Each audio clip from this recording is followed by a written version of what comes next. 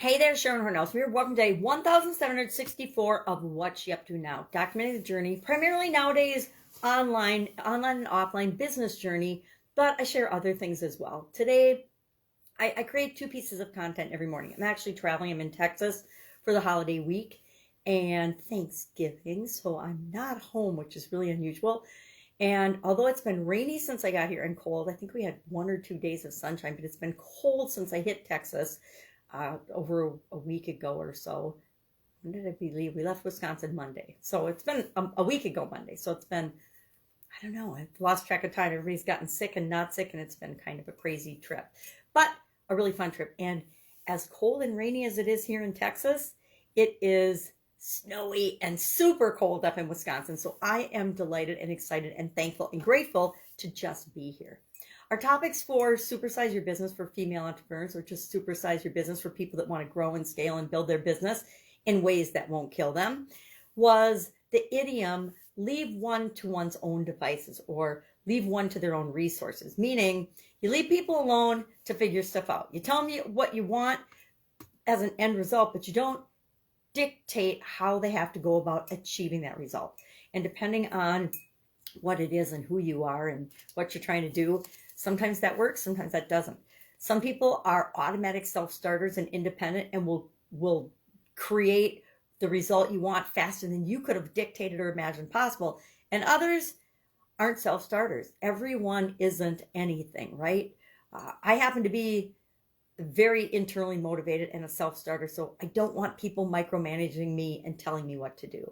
I want to figure it out, and then once I figure out a way of doing it and getting the result, I'm going to always be looking for a faster, easier, more efficient, more effective, less resource heavy way of doing that thing and getting that result. And when I figure that out, we're going to set in a process for continually improving it, and then we're going to systemize and automate it so that we don't have to reinvent the wheel or do something over and over and over again. Why? Because that's a waste of our time and energy, which are 2 of our greatest resources, right?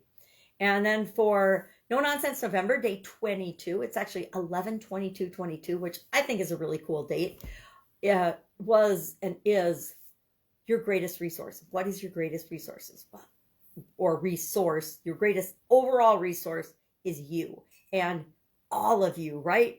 Your experiences, your abilities, your skills, your education, your awards, your ideas, your thoughts, your feelings, your beliefs, all of that can be used as resources to create whatever it is that you want in your life and move you forward toward what it is that your goals are, what you want to create. So we talked about the importance of being resourceful versus the false belief that we have to have all the resources that we need to do something, right? If I want a new car, I think I have to have, God, nowadays, $50,000 before I can go get a new car. Well, thanks to financing and credit and all these other things that have been developed in my lifetime, I don't have to have $50,000 to go get a new car. I can probably go get a new car for $500 to $1,000 up front, right? No, I would never buy a car like that. I'm not even going to go into that whole discussion of positive use of resources and negative use of resources, etc., and assets versus liabilities, and good credit versus bad credit. Huge topics, not an expert on, except for my personal experience in each of those areas and aspects. But we wanted to talk about and share the importance of knowing that everything we need is already inside us. And if we are resourceful, that's all we have to be. We don't have to have the resources in our hand in order to buy or sell or create something. Every idea, everything that you see around you that exists, including my awesome magnifying glass, which to me is one of my greatest resources. It was created first as an idea inside someone's mind before it ever became a reality.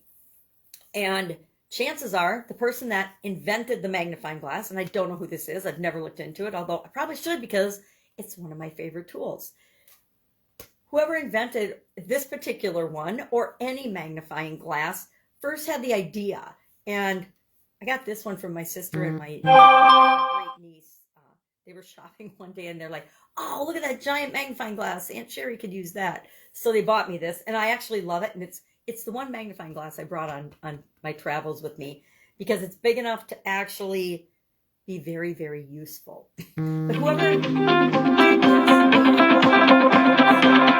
student I'm not going to answer right now, whoever invented this didn't have everything they needed before they created this magnifying glass or anything else in our life, right? But they got resourceful. They're like, I have this idea. I want to make this giant magnifying glass. What's it going to take to do that? So then they got resourceful. They read, they researched, they studied, they learned, they thought about, have I ever done anything like this before? Who do I know? Etc. And they made it happen. They made it a reality. And each and every one of us have within us the ability to do that. And so next time you think, I need money to make money, I need, this amount of time off to do this, challenge yourself and create a resource inventory. That was our assignment today. Think about all the things that you have that are already a resource that you could put to use in creating what it is that you want. All right, that's it. That's all I've got today. I'm hoping the sun's going to shine today. I think I'm going to go for a walk, even if it rains and it's cold out, because it's, again, much warmer than it is in Wisconsin, and a lot less snow. Actually, no snow. Woo! But if I can help you in any way, pajamagramma@gmail.com, Voxer, or you can email me. You can actually direct message me on this particular video if you happen to be on Facebook. Otherwise, just do a quick Google search, Sharon Horne-Ellstrom or Pajama Grandma, and you can find me. I am not hiding, or I'm out in plain sight, if that makes sense. All right, have an awesome day. I will be with you tomorrow. Bye. Be resourceful.